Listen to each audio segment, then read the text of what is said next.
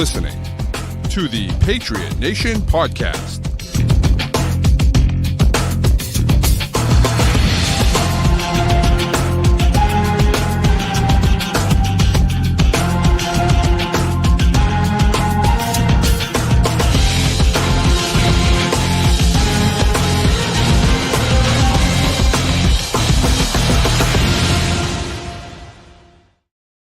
All right, welcome into another edition of the Patriot Nation Podcast. As always, a proud member of the CLNS group of podcasts. Make sure you download and subscribe to all of those great shows to get great Patriots content all week long. But tonight, it's Pat Lane and Matt St. Jean in the Patriot Nation Podcast. And Matt, I hope you had a nice Memorial Day weekend. It rained nonstop here. I don't know if it was the same in New York, but it rained all day Saturday, like all day. I'm sorry, not Saturday, Sunday. Rained all day Sunday, and even a little bit this morning on Monday. Yeah, we got rain pretty much through from Saturday morning through about noon today. So a lot of indoor festivities this weekend. Mm-hmm. We did get up Friday night ahead of everything, which was nice. There you go. That's good.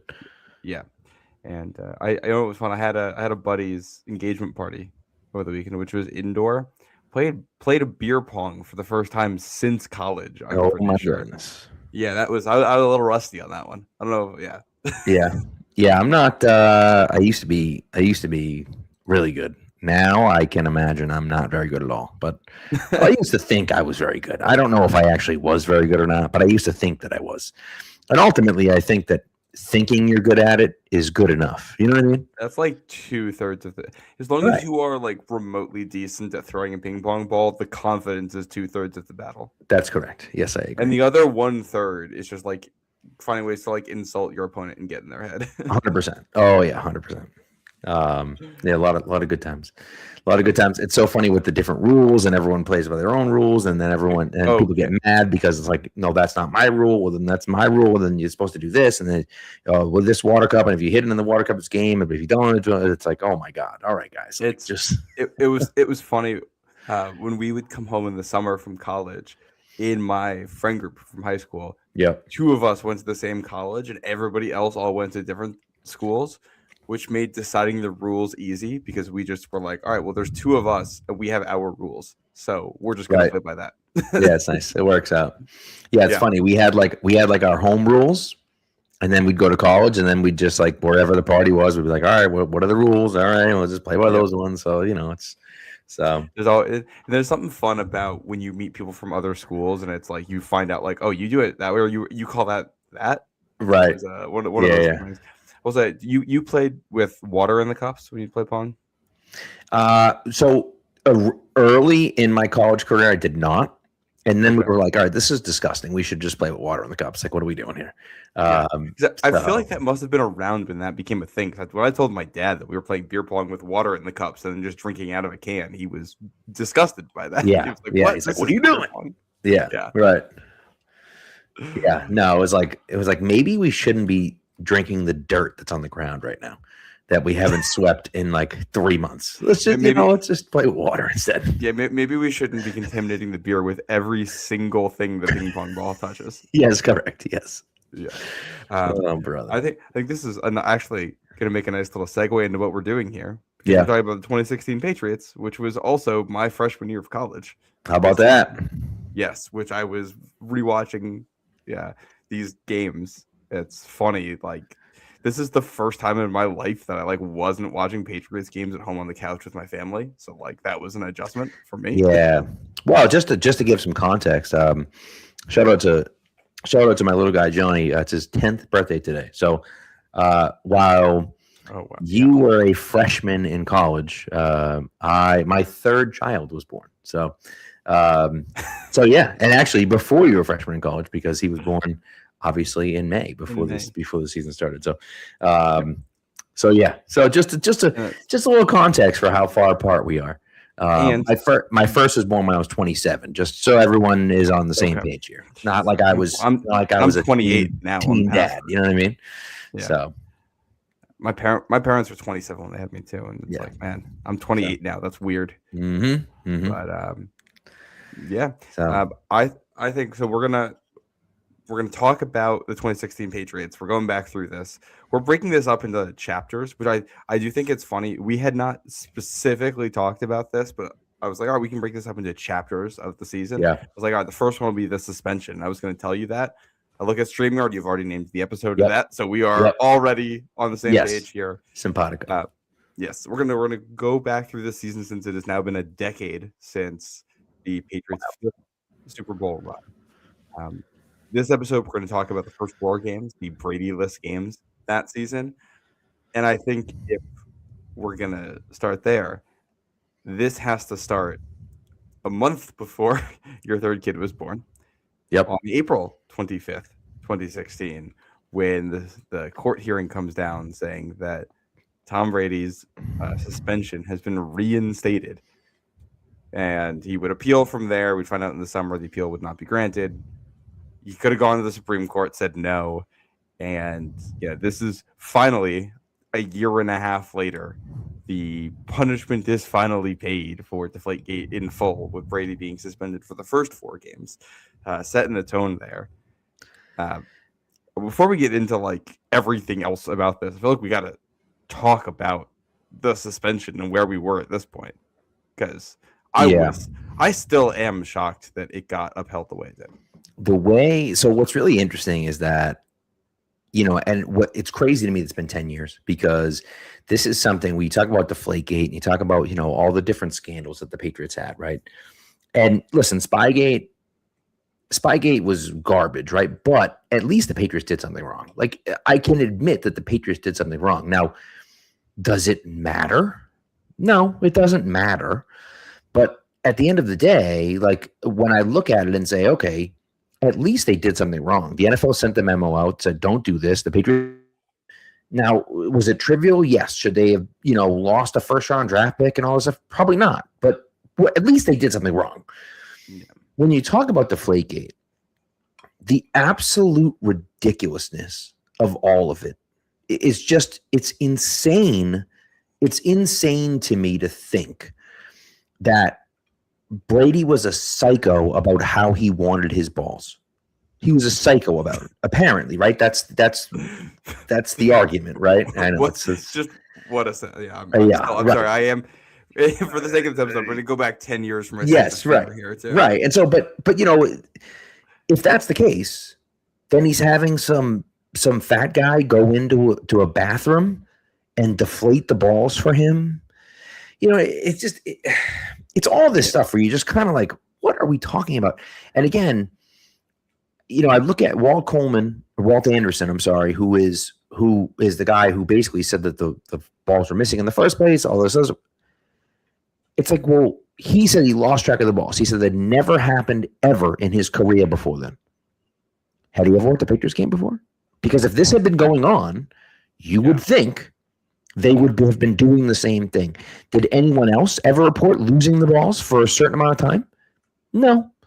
So, like, again, if this was something that were happening consistently, you would think, one would assume, that this is something that would be happening over a period of time, and therefore, but it never did. And that's the stuff where you're just like, and there's so many different ways to talk about it and look at it and everything else, but it's just so ridiculous.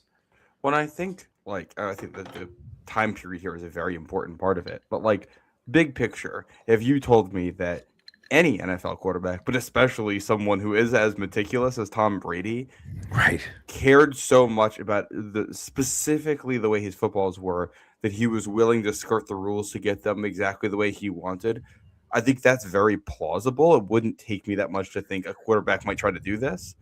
Right.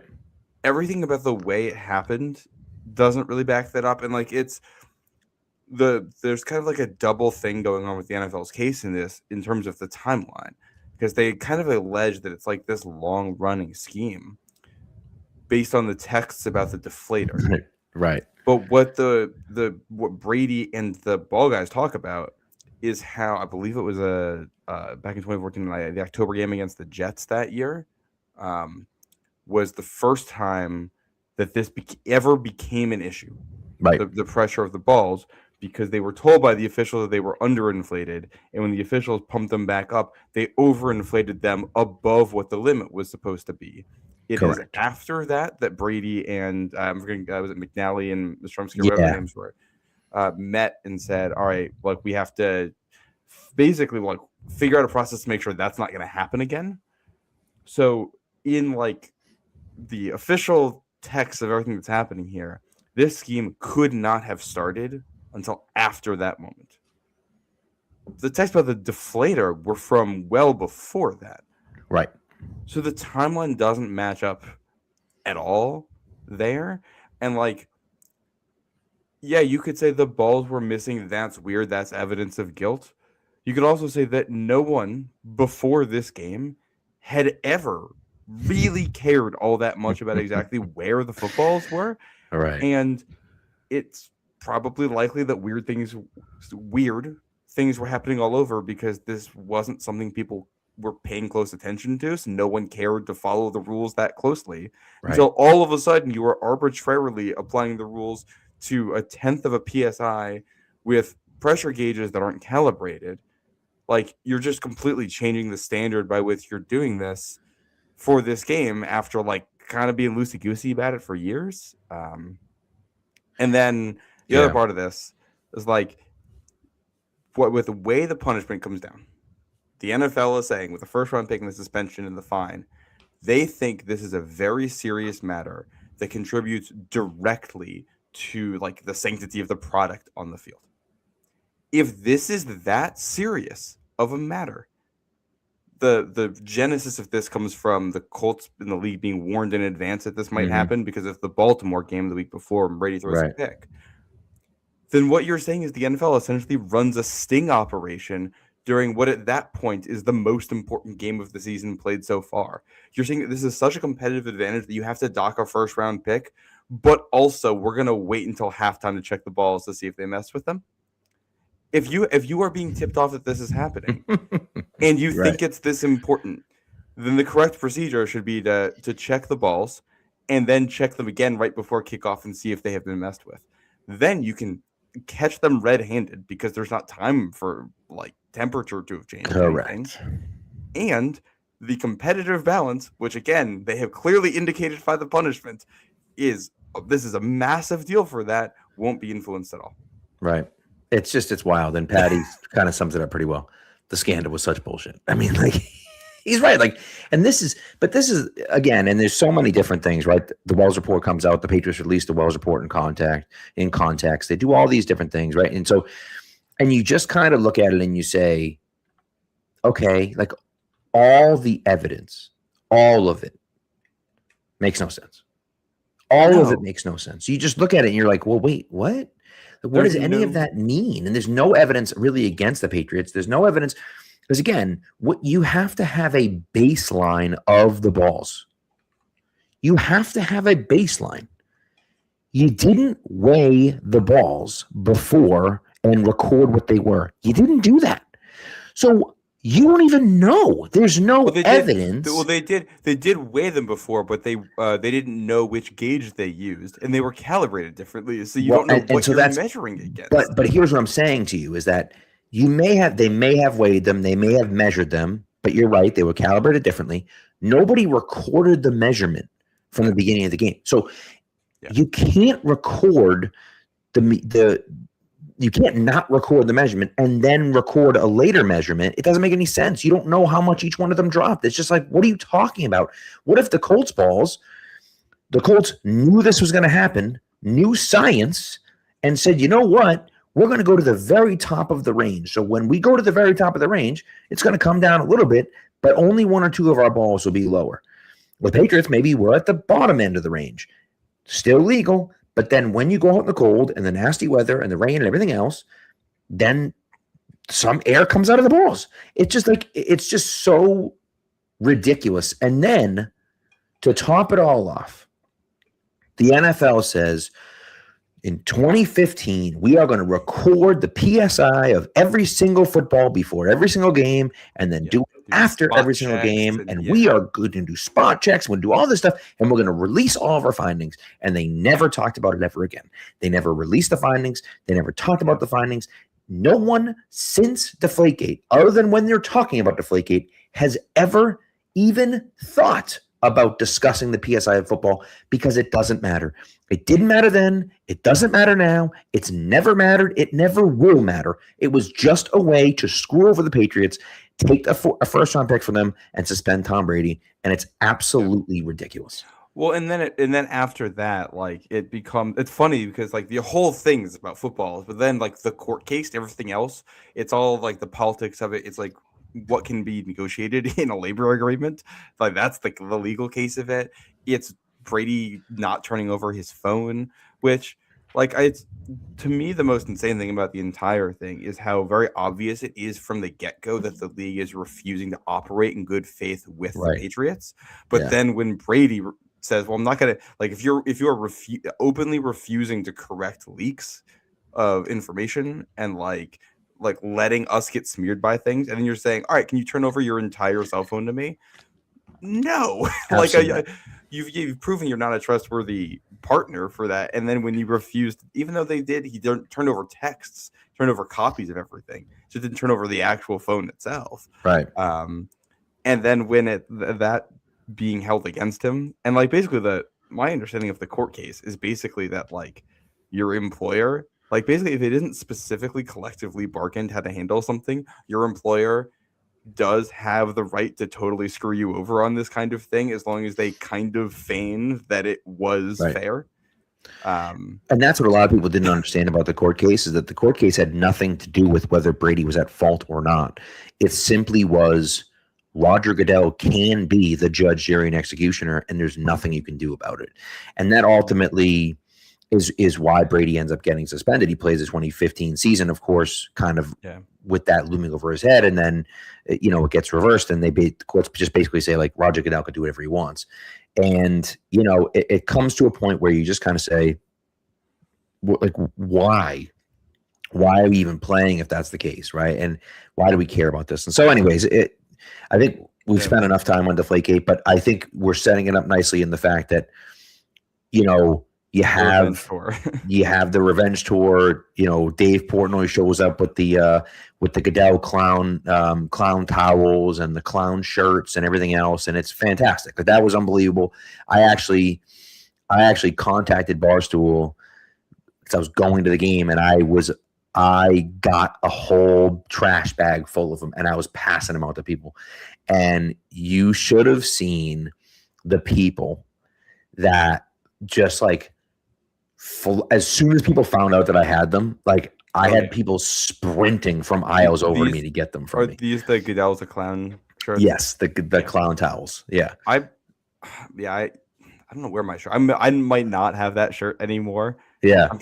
I feel like I kept that somewhere. I have the towel. I think I have a few towels kind of in the packaging still, because I was like, I'll keep a few, just from and again, 10 years old now. Like that's what a moment that was. But it's just, it was a rallying cry for the Patriots. It was a rallying cry for all of New England, and it turned this year into an FU tour. And the numbers that Brady put up were ridiculous, astronomical, to a point where he probably should have won MVP in 2016, and he didn't. And Matt Ryan had a great year and won MVP, and that's fine. But like Brady was incredible.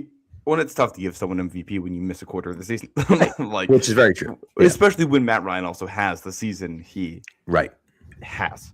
So I don't like that's if Brady plays the full season, I'm confident he wins MVP, but he didn't. Do you want to do the ad read, and then we'll get into game one? Yes, let's do that. Let me just pull the ad read up. I have my thing. Here it is. All right. So this ad read, of course, is for Prize Picks. The regular season is wrapped, and the NBA playoffs are finally here. As a matter of fact, the NBA finals have been set on one side at least. And there's no better way to cash in on the high-flying hoops action than Prize Picks, a preferred partner of the NBA. Every bucket, every dime, and every win means more when you're playing on Prize Picks.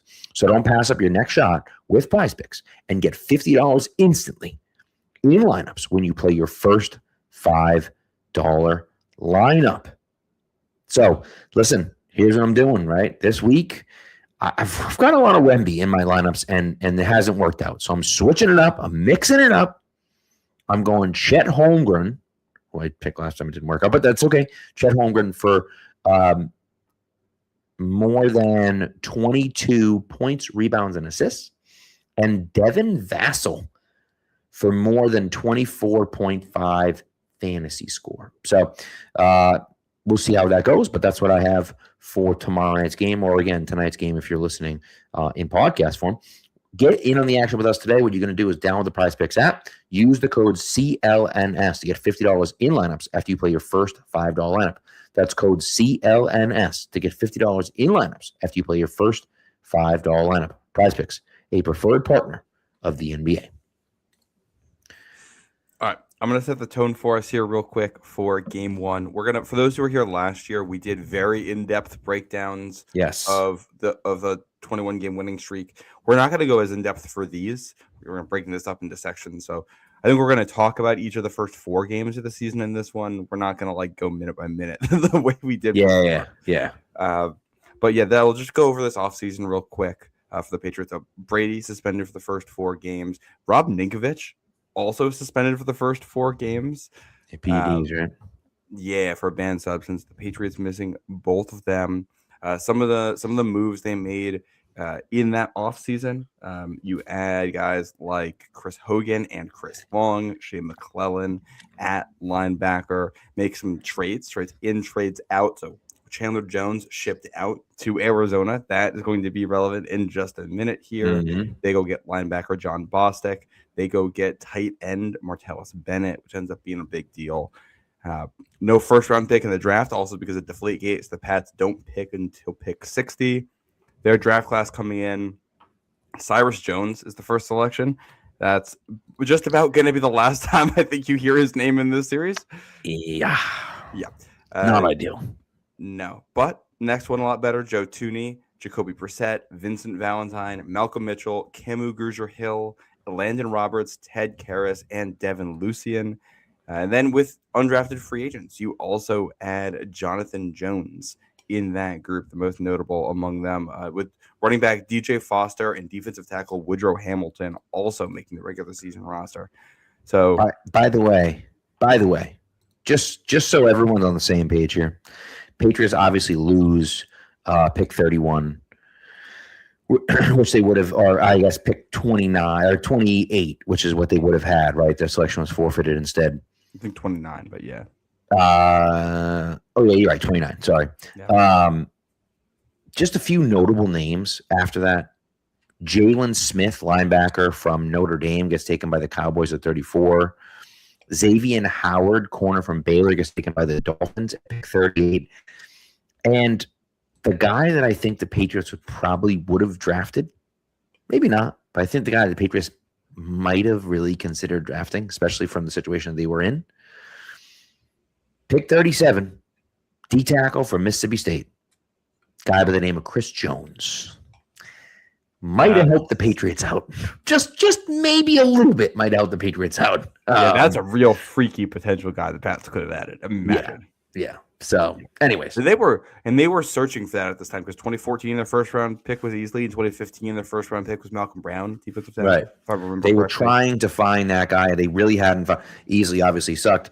Malcolm Brown was okay, but never really good. Chris Jones could have been that guy they were looking for. And again, maybe they would have taken someone else. Maybe they would have taken Cyrus Jones. Probably not. But maybe they would have taken some crappy guy who wouldn't have worked out and would have sucked. I don't know.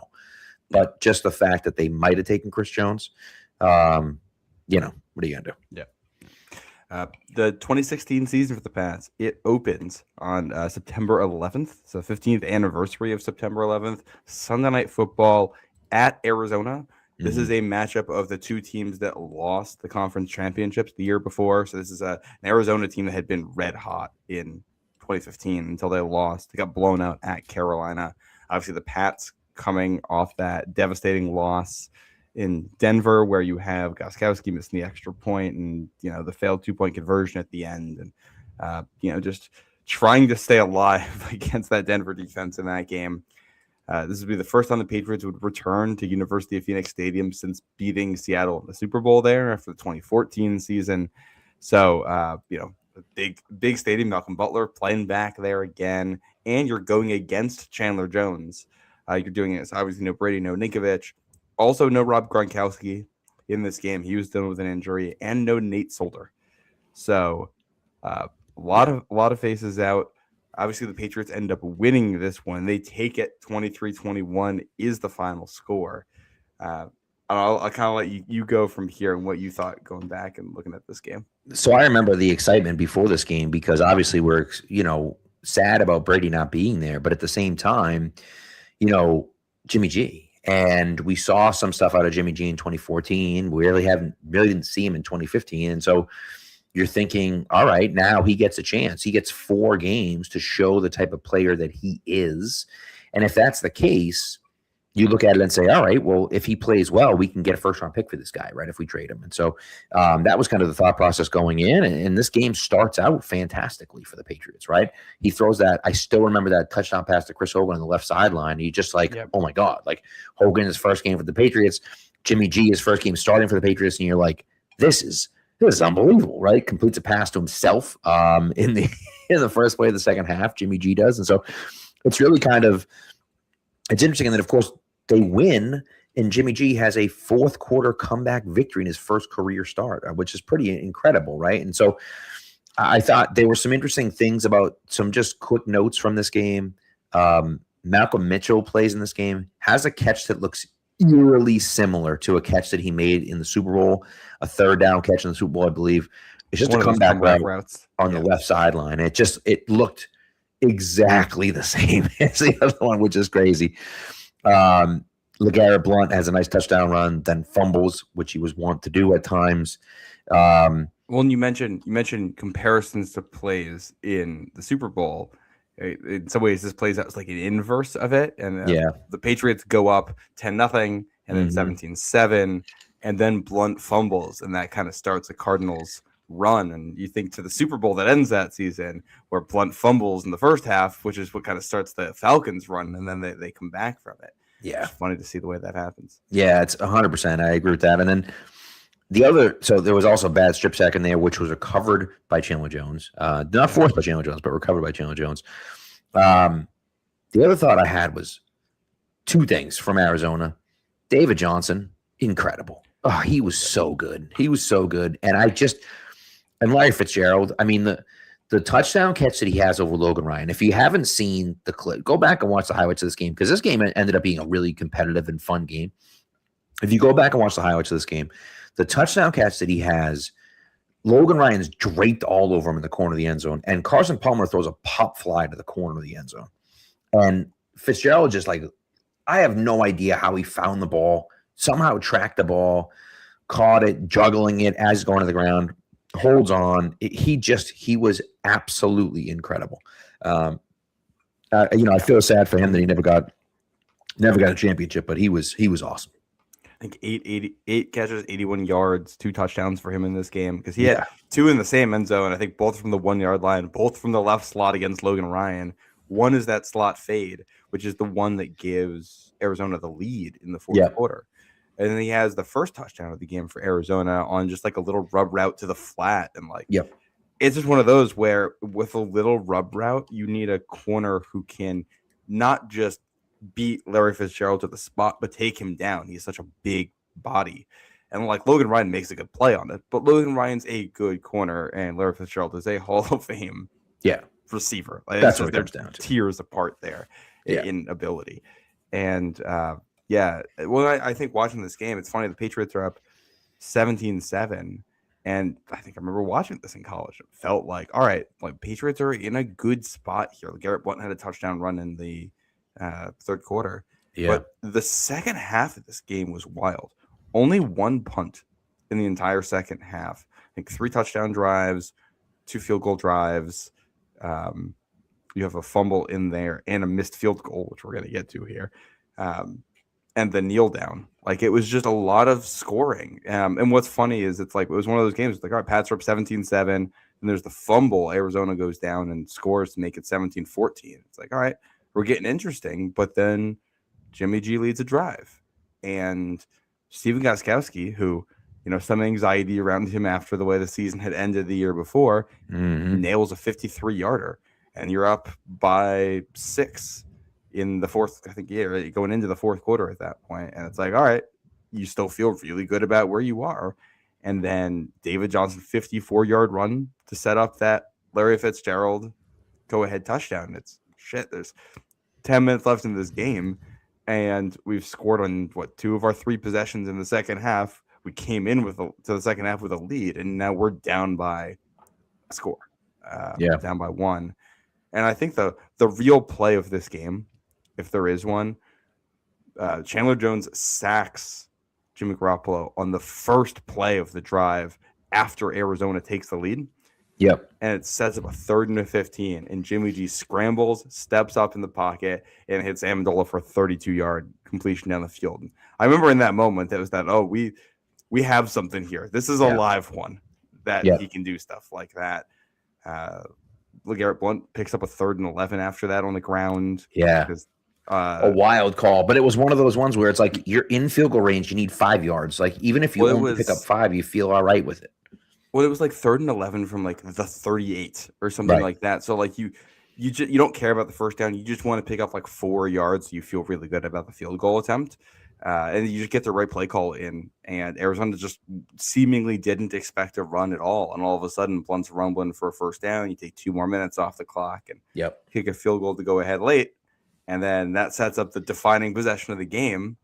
Arizona gets the ball with Carson Palmer at quarterback, with Larry Fitzgerald and Michael Floyd, 2016 Super Bowl champion with the New England Patriots, Michael Floyd, out there, and they drive down the field into field goal range. We can talk about the missed field goal by Arizona in a second here, but we talk about Fitzgerald.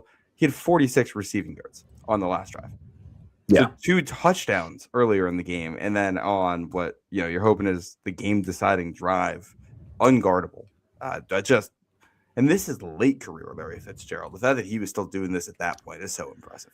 Well, and that's he was incredible. He was incredible. I mean, there's nothing else to say. Like he was unbelievable. And you just drive down, and they get all the way down to like the 30-yard line of the Patriots. It's not that deep of a kick. Inside, like it's really not that deep of a kick. 47-yarder. Yeah. So you just kind of look at it and say, like, what are we doing here, man? And worked out for the Patriots. When you look at it's Chandler Catanzaro who misses the field goal, but you mentioned some of the weird similarities to the Super Bowl against the Falcons in this one. Mm-hmm. Arizona gets into field goal range, and then they take a holding penalty and move back out of field goal range. And it's Jerron Brown, which was the name I had really forgotten, who made a 13-yard catch getting smoked by Devin McCourty to put them back into range to kick that field goal attempt. And then just like we talked about in the 2003-2004 version of this, where it's guys you've never heard of deciding games, the missed field goal is because it's a bad snap from a rookie undrafted long snapper in his first ever NFL game, Cameron Canaday, who would get released after week 3 because he made another mistake then. He would stick around in the league. I think he went to Pittsburgh after this for a couple of years. So he would, stay in the league for a little bit. Game between the 2 teams that were in the conference championships the year before, and this much at stake, and it's like it's coming down to a rookie long snapper being low on a snap, setting up for a field goal miss. Right. Yeah. 40 seconds left in the game. For me watching this game too, I remember like being in college at the time, growing up where I did in Connecticut, there weren't other Patriots fans around, so I always watched games with my family. This was one of the first experiences I had in my life where it's like, oh, I'm watching the game in Providence with all people around me who are Patriots fans, and we're all watching at the same time. And when he missed that kick, everyone in the dorms is going wild. Yeah. That's cool. That's a fun experience, Yeah. Any other takeaways from this one? Not really. That's all I really had, to be honest with you. I just thought, it it turned into a great game. And the fact that it was a Sunday Night Football game, the fact they put it on Sunday Night Football, even knowing that Brady was going to be suspended, I thought was interesting. And so, of course, Jimmy G gets the primetime treatment, and we'll talk about next week what happens next week. But really was a coming out party for him, especially a come from behind victory. And you feel like the Patriots were a good team in 2015, and you felt like Martellus Bennett showed up a little bit in this game. He shows up a lot more in the next few games, and you just kind of feel like, oh man, like when Brady comes back and Gronk comes back healthy, like this team's going to be a problem, and it was. But it just, it was really really interesting when you see the way that this team competed and played in those games. So, yeah. Well, then you're going against Bruce Arians on the other side there. Like, this is an Arizona team that just was not able to recreate the magic from the year before. Yeah, they went 7-8-1 that year and didn't even make the playoffs. So. Yeah, and then they missed the playoffs the year after. Bruce Arians walks away after that, and then resurfaces with Brady in Tampa in 2020. 2020, yeah. Yeah, so funny how that comes together. This is the same Cardinals team that had the 6-6 tie with Seattle, with both kickers missing field goals in overtime. So checks out. Yeah. That's I think one of my favorite NFL games of all time. It was so dumb. Both kickers make field goals in overtime, and then both kickers miss field goals in overtime, and that's it. And it's a tie, 6-6. It's crazy. Yeah, just crazy. Wild. Yeah. So, all right, should we move on to week 2 here? Let's do it. Yeah. All right. Patriots come back for their home opener a week later. Sunday 1:00 game against Miami. They had ended the previous regular season in Miami in what I call the Steven Jackson game. I don't know if anybody else calls it that, but this is the one where the Patriots were so banged up going into Miami in the finale that even though the number 1 seed was on the line, they basically couldn't show up. It was just them handing it to Steven Jackson a million times and trying to do anything, which ends up being a big they did nothing. Game. Yeah. Is a Miami team in their first year with Adam Gase. They would actually do well that year. They'd go 10-6, but they were 0-1 at this point. They lost 12-10 in Seattle in week 1. No Gronk in this one. And the Patriots ended up winning this one 31-24. But just like week 1, this is very much a tale of two halves. The Patriots come out and score 3 straight touchdown drives. I think it's 76, 75, 75 yards. The first 3 drives, Jimmy G just marched them down the field. Yeah. And this was... I think that after that 3rd consecutive touchdown drive to open this game, that was probably the peak for Jimmy Garoppolo.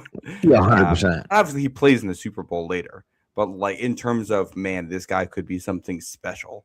And then immediately in that next quarter, you find out the one thing that always really kept him from being special. He, on a 3rd down conversion to Malcolm Mitchell, takes a hit, injures his shoulder, and now 3rd-round rookie Jacoby Brissett is in the game. Patriots go up 31-3 early in the second half. Dolphins fumble, I believe. Jay fumbles. LeGarrette Blount takes the Patriots home. 31-3. Thinking, all right, we're all set here. And then Miami comes roaring back. They have 3 straight touchdown drives. And the game kind of comes down to a final couple of possessions here where Gostkowski misses a short field goal attempt with a minute left, and then that gives Miami one last chance to try to go tie the game. But the closer, Deron Harmon, picks off Ryan Tannehill in the end zone, and that's your ball game. Yeah, I mean, just complete and utter domination from the Patriots at the end of this game. I think Jimmy G completed his first 10 passes or something like that. It was outrageous. He just could not be stopped, and they're just going up and down the field, but with ease, right? And one of the things I noticed about this game, and in Arizona as well, but in this game in particular, was the first time where it was like, oh, Chris Long's he's a different guy. He's not, he's one of those guys where you're like, oh, he's a really good player. You know what I mean? You see him on the field and you're like, oh, wow, okay, he can really affect the game by getting after the quarterback. And he showed that off a little bit. Obviously, Amendola, 2 big touchdowns in this game. Also a bad fumble in this game too.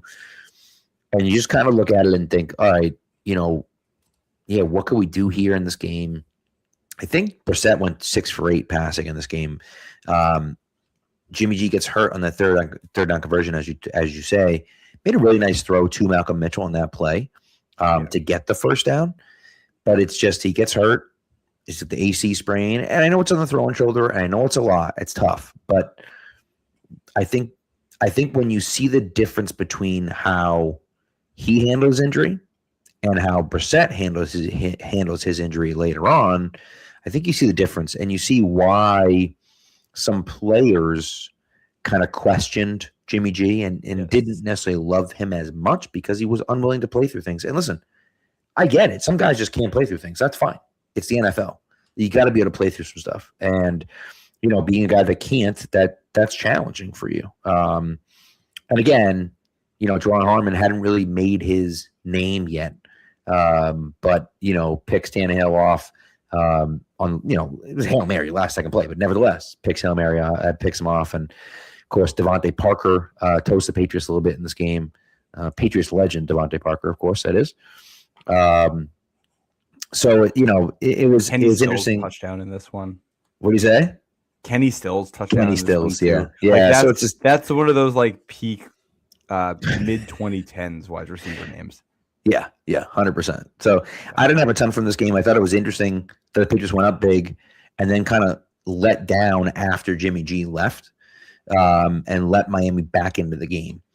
And then, it turns out that they end up holding them off. But Brissett does enough, and it's just you miss a field goal there, and it's just like, all right, well, I guess back to the drawing board, Well, I do think, the game that is the hallmark of this team is that Super Bowl.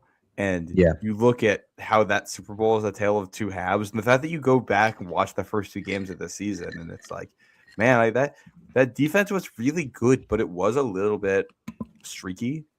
And the Patriots don't get a sack in this game. And this is Ryan Tannehill is also one of those quarterbacks who was always he had moments where he was really good. It was just inconsistent. Yeah. And he was locked in the second half of this game. And it was just all of a sudden, all the things that were going right for you on those first three possessions are now all going Miami's way. And it's what the hell's going on here? Yeah, it's true. And so anyways, it was a fun game. It was an interesting game. I was at that game. It was a home game. And so it was awesome. That first half, you're like, oh my God, Jimmy G's the best. And we're going to go 4-0 in these 4 games and stomp these last 2 teams. And oh my God, because you get Houston coming in on Thursday night and then Sexy Rexy and the Bills in week 4. And you're thinking, oh my God, we're going to crush these teams. Yeah. Obviously ended up not being the case, but that's what we thought heading into it. Yeah. And then obviously so much kind of for the 4-week mini season where we don't have Brady, so much turns with that injury to Jimmy Garoppolo's throwing shoulder. And I think that moves us right into week 3 here. Patriots at home on Thursday Night Football. You're hosting the Texans. This is a new look Texans team with Brock Osweiler now in at quarterback for them, the big money signing in the offseason. Lamar Miller also now at running back for Houston. They've got DeAndre Hopkins. They took Will Fuller in the first round at receiver. So the defense is good. Mm-hmm. The offense is now getting a ton of investment, and hopefully that's what takes you over the top. This game is it's a Thursday night game on CBS at home.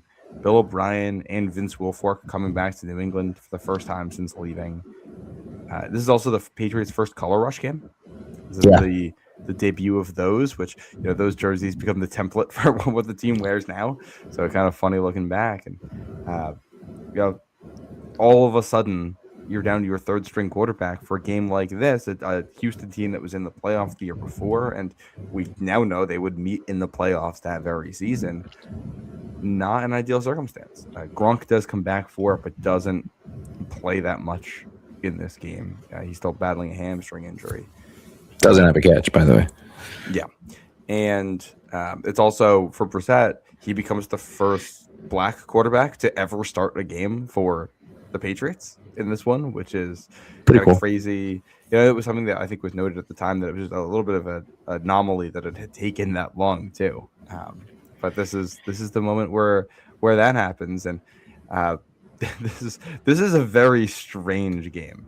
The Patriots go on to win this one 27-0, but I think the defining memory for this one to me is with Jacoby Brissett with a pair of runs early in the game, and then the Malcolm Mitchell slant on one of those. That's what stands out to me. Yeah, his touchdown run to me is the one that really stands out. His touchdown down the right sideline. Just awesome, awesome. Shakes the defender at like the 5 or whatever, and steps in, and it's just awesome. And he throws 103 yards in this game, right? But it's the first time we had ever seen since Grogan, really, that we had seen a running quarterback with the Patriots, which is pretty cool. Like the ability for him to, fake the run one way and go the other way was something that we just did not have in our playbook for a long time, right? And so the fact that you have it here with him is pretty cool. Almost 30 years goes by in between, when Grogan was doing it back then, and now Brissett's doing it, in 2016. So that was pretty cool. To see, it was an awesome game. And it just, Brissett steps in and you're just like, oh my God, here we go. Right. And they kept saying on the broadcast, the Patriots love him. He's mentored by, Bill Parcells and all this other stuff. And it's really cool. I will say, number one, could you imagine for a second if DeAndre Hopkins played on a real football team with a real quarterback and like a real coach for his whole career? The guy would be considered a top 10 wide receiver of all time. Like, he still might be, but like, he was so incredibly good. One of his back shoulder comeback routes that he caught on Logan Ryan, it was nothing route, but it's just like Logan Ryan's 6 steps away and he turns around and he's like, how did he already catch the ball? And then he's contorting his body in all sorts of different ways. It was just the body control from him, the hands from him, the route running. He was incredible, and he was stuck on the stupid Texans with Matt Schaub and friggin' Davis Mills and a whole slew of terrible quarterbacks forever. I was like, if he had just obviously as well, right, if he had just left there and gone somewhere good, he just like, at least like even Larry Fitzgerald, like at least he had Carson Palmer. They made a Super Bowl. Like he couldn't even win in the playoffs, and just Anyways, whatever, but. To give you an idea of the Texans, they fumbled twice on kick returns in this game. It's just like, how is that even possible to fumble twice on kick returns? It's crazy. And it's like both of them become these double score sequences that basically kill the game. The first one's early because it's like that. It's the second Patriots drive when Brissett comes out and they call we got like speed option with Brissett. And he takes it himself, goes right up the gut for a first down. Mm-hmm. Then you get like a 20-something yard completion to Malcolm Mitchell on the slant where he just takes it and goes. Yep. And that sets up a field goal. And it's like, all right, now you got a lead, or you can play from ahead a little, let the defense do things. Patriots force a fumble on that kickoff, which I believe I forgot to look into this. This may have been the first season where you could challenge on fumble recovery where they had blown the whistle on the play, but if there was a clear recovery, you could still say, hey, they were going to get the ball. We're going to give it to them. You might be right, because they did do that on the kick return. You're right. Yeah, this was around that time because they ruled that the returner was down by contact in live time. Then Belichick challenges, and they get not only that he wasn't down, but that the Patriots had recovered the fumble, which they obviously had. The ball goes right to a Patriots player. Yeah. And it's the next play after that, after a penalty, where Brissett runs it in, and it's like all of a sudden you're up 10-0, and then basically the same thing happens in the third quarter, and that's when you're able to go up 20-0 on the game. And at that point, the game is basically over because the Texans were able to move the ball at points on offense, but they couldn't sustain anything. Right. Yeah. The turnover, and Jamie Collins also had a pick in this game. In the middle. Yep. Pretty sweet. Yeah, he was an awesome player too. I mean, this team was so good. This 2016 roster was so good. And it's just, the other play that I found interesting was that Malcolm Butler almost had a pick on a very similar play to the goal line play. It wasn't at the goal line.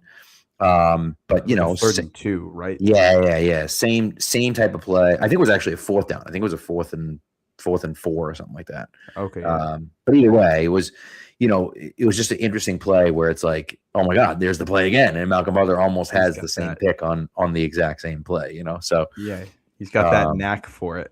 He does. He sure does. So I just thought like this game was so cool because Brissett kind of willed the Patriots to victory. I almost felt like he just didn't throw for a ton of yards, but he did a ton of other stuff really well, was very efficient throwing the ball. And he just felt like, yeah, the Patriots offense is going to struggle without Brady and, you know, without a quarterback like Jimmy G, but Brissett can kind of get them there and, you know, and hold the line as well as he can. Of course, we find out after this game that he had broken his thumb on his throwing hand. I believe he could barely hold the football. And so, you know, obviously that sets up what happens in week 4. But, you know, you just like, yeah, the guy is a warrior and plays through it. He's just like, whatever, it's fine. And that's the type of guy you're getting even as a rookie.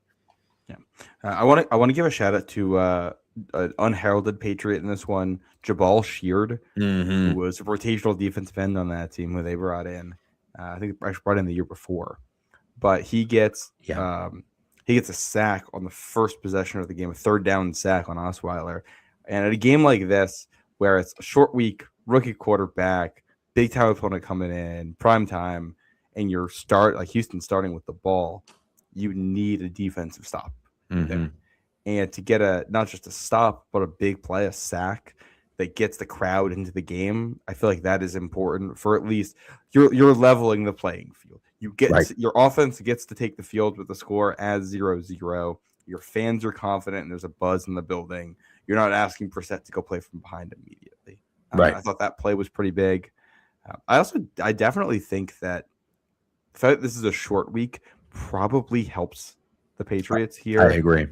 Because their offense with Brissett ends up being very different from, you know, what you would see with any of their other quarterbacks. And I think at this point, it's basically like we don't like Brissett. It's funny. He is not known as a mobile quarterback. This is basically as mobile as he ever got in his career. This game, yeah, it's true. I think it's basically he's not just athletic, but he's big. Like he's not that fast, but he's big. He can take hits, and we don't trust him throwing the football, but we know he can go run and take a hit. And they're not going to see it coming, so we can have a couple of these in there. Like you get 3 days to prepare, and you're expecting Jimmy Garoppolo and that offense, and all of a sudden it's with a guy who we have no idea what he's going to do.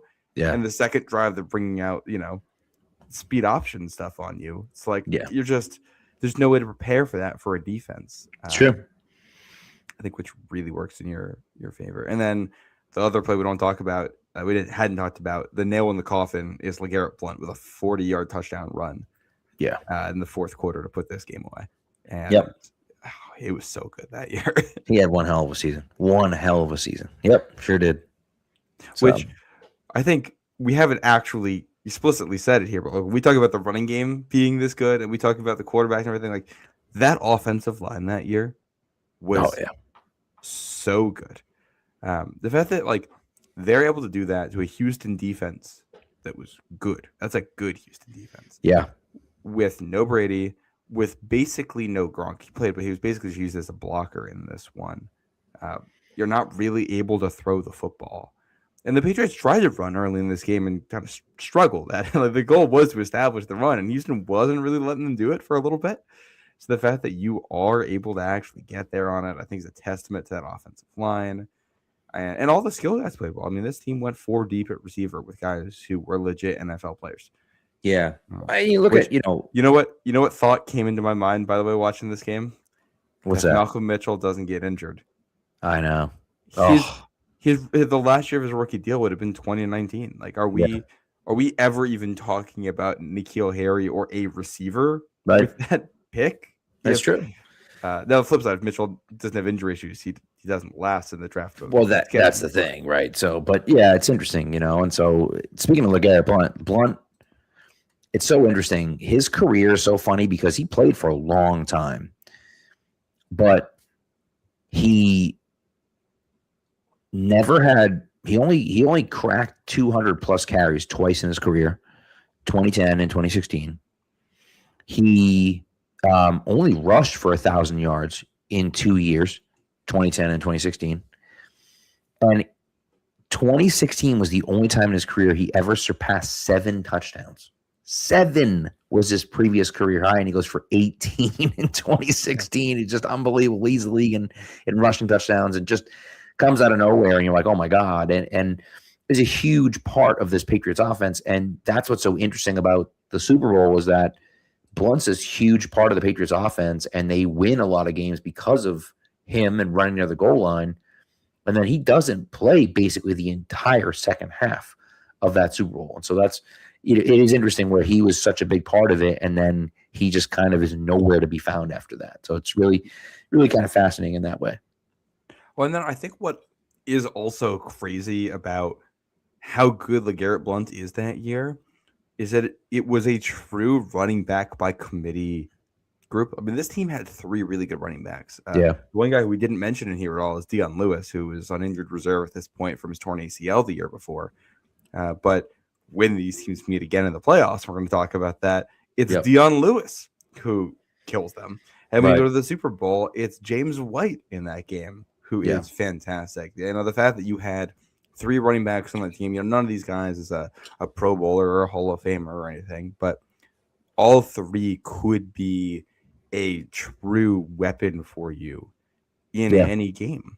And, you know, it's funny, like it's watching this team, it immediately gave me that 2004, like distinctly 2004 Patriots and not 2003 Patriots.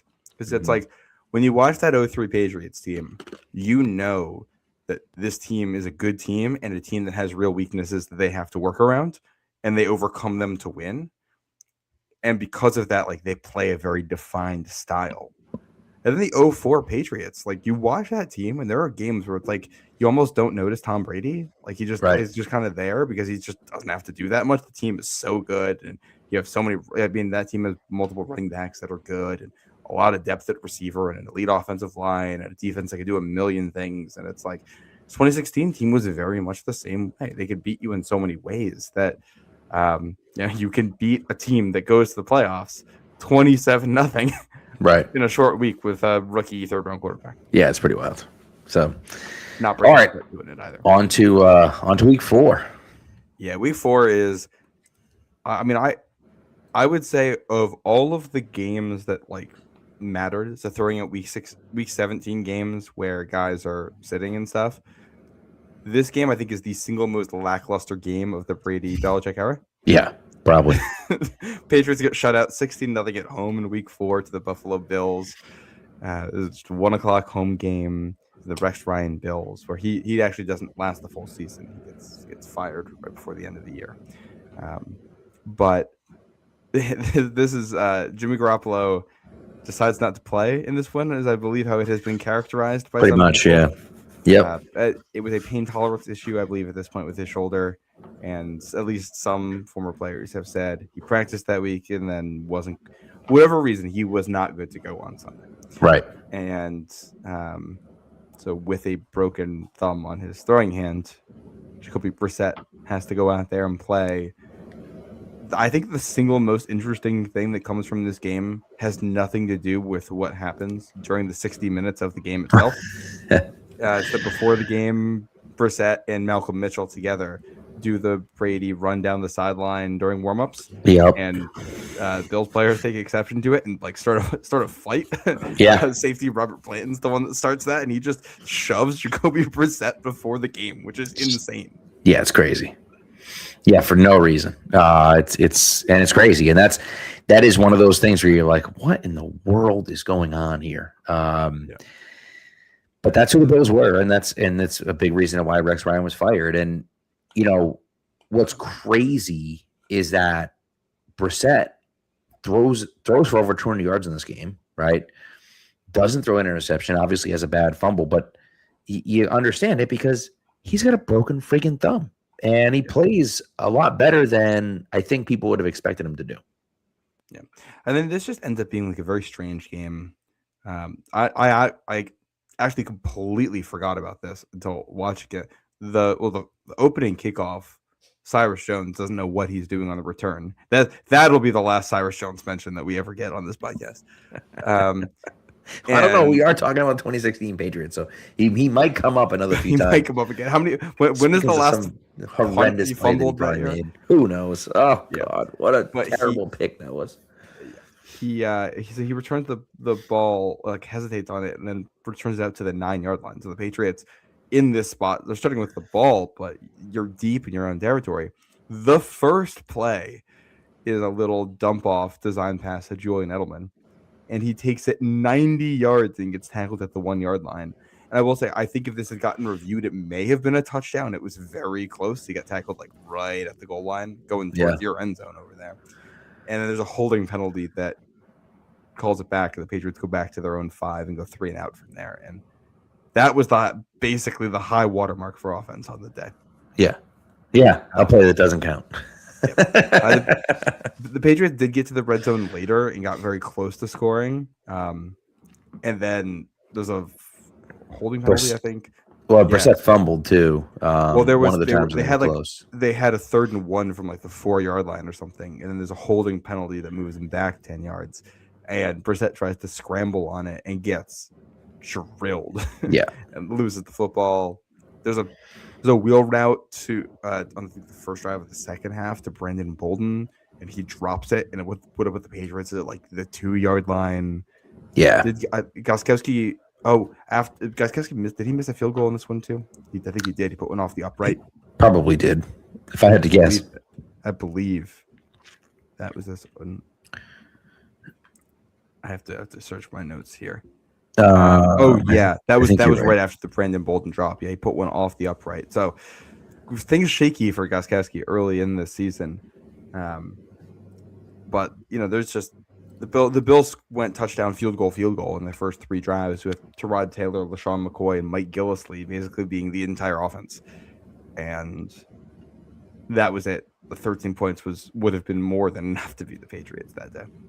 Yeah, and that's ultimately what it comes down to, is that there was no real need for it. I will say earlier in that drive, when you're talking about getting down there, he had a really nice pass to Martellus Bennett, and Bennett, kind of talked about it a little bit, but he shows up big time in these first 4 games. He only ends up with about 700 receiving yards for the season, but he's a good player. And him and Gronk together, you feel like if you had gotten a full season of the 2 of those guys healthy with Brady, they would have been able to do some serious damage. And Gronk only plays in, I think, 8 games, and again, in one of them he never even has a catch, right? So you just kind of feel like you were robbed of that for this year, and of course doesn't play in the playoffs and everything else. And so you just kind of look at it and say, man, what could have been? Of course they win the Super Bowl, so it's like it's not, but you just think statistically what could have been from those 2 guys had they all been healthy, and Brady not been suspended for the first 4 games of the season. So. And then this is also, I think, as a Patriots fan, because I'd mentioned this is the most lackluster performance. Patty Nagelbaum saying there's the 0-3 opener in there. I just kind of say lackluster in terms of like energy. Like, for as poorly as they played in the 0-3 opener, there's a lot of energy, negative energy around that game.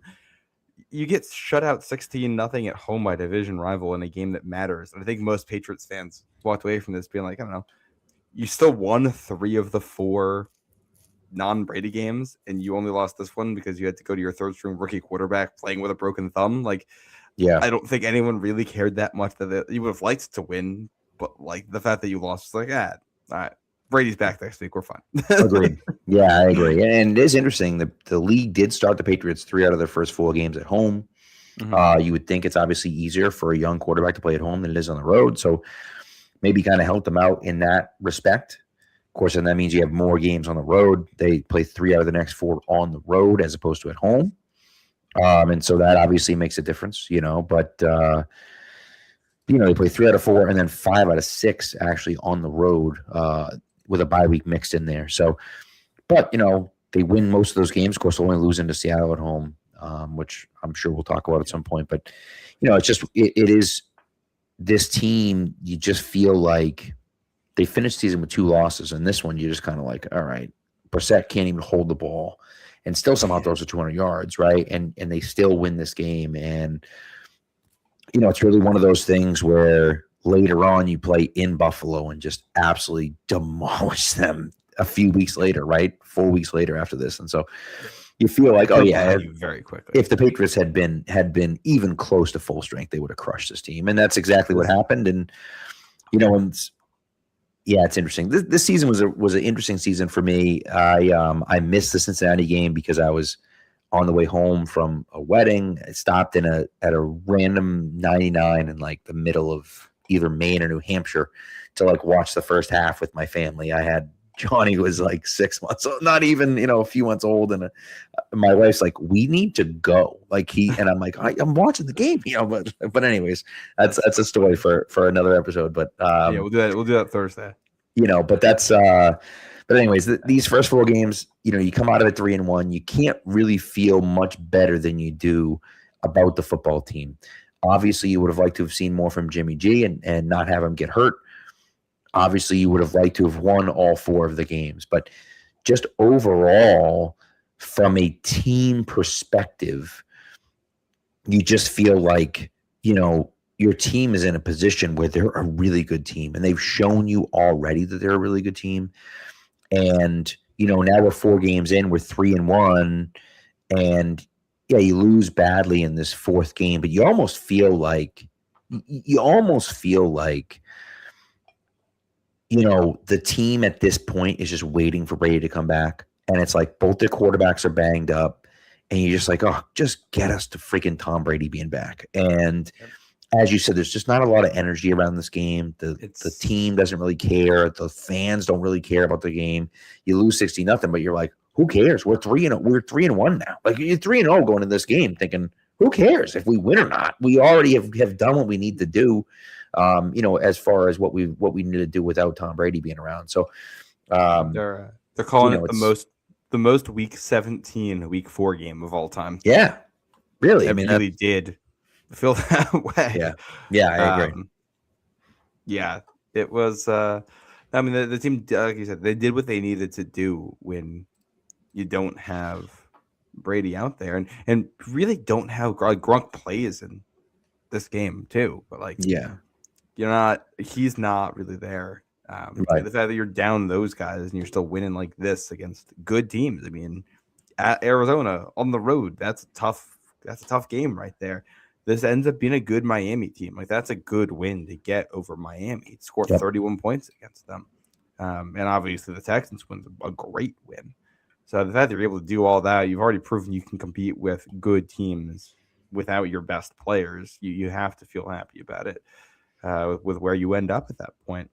Agreed. It is funny, by the way, you were talking about the injuries they had at tight end that year, and making the analogy to the 04 team. I think about how good that 04 team was, and you just completely gloss over the fact that they didn't have Ty Law for the entire second half of that season. They had Troy Brown playing defensive back in the playoffs in big moments, and you just don't really notice it because the rest of the team is that good.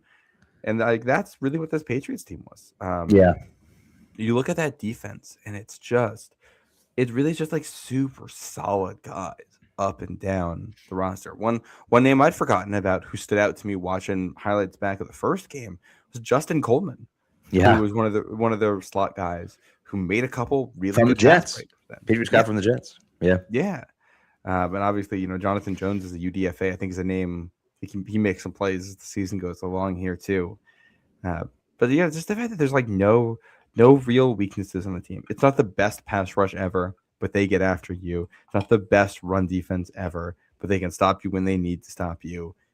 It's not the best secondary for they got beaten by some really good receivers. Like they got their numbers, but they couldn't, that alone wouldn't be enough. And just because you have such good safety play and like Logan Ryans and Malcolm Butler, neither of those guys are shutdown corners, but both of them will fight really hard and are still very good players. It's just you're gonna get some numbers on them, but when push comes to shove, you're not going to really beat them. And this is a Patriots team that finished with the number 3 offense and number 1 defense by points. Yeah, no, they were awesome. So, what do we? That's it. Yeah. Then the next episode, I don't know how we want to break this up. We could just do the next 4 games in the next one as the return. We could do 2 games or we could do 4 games. Up to you. So I think doing the next 4 works out kind of nicely because they have that bye in week 9. Yep. And then week 10. Kind of, I mean, that's the only game Brady loses that season. That feels like one we're going to give more attention to. Yeah. So given the context of the team, so I think you, I think we do the next 4, and then we probably just do. We could do 4. We can break this up as 4, 4, 4, and 4 for the regular season, and then do one episode that's just the first 2 playoff games, and one episode that's just the Super Bowl. Yeah, or even spend one episode on each if we want. Of each of those playoff games. So we'll see. Yeah. But we'll go from there. So, but I think that's what we're going to do. So yeah. So thanks for tuning in, everyone. We appreciate you. We'll be back Thursday night. By the way, it is T-1 week until AJ Brown is able to be traded from Philadelphia. So we'll see. We may take a break from the 2016 We think we'll be doing the 2016 rewatch next Monday, but maybe not. Actually, it definitely will be next Monday because I have a prom next Monday. So it's definitely not next Monday. So maybe next Tuesday. But maybe not. So we'll see. But anyways, well, thanks everyone for tuning in. We appreciated you. Thank you to the chat, Connor and Patty and 618 Racing. We appreciate you guys. Thanks for coming through. And we'll talk to you guys on Thursday night with the next 4 games of the 2016 Patriots season. Be good to each other and go Pats.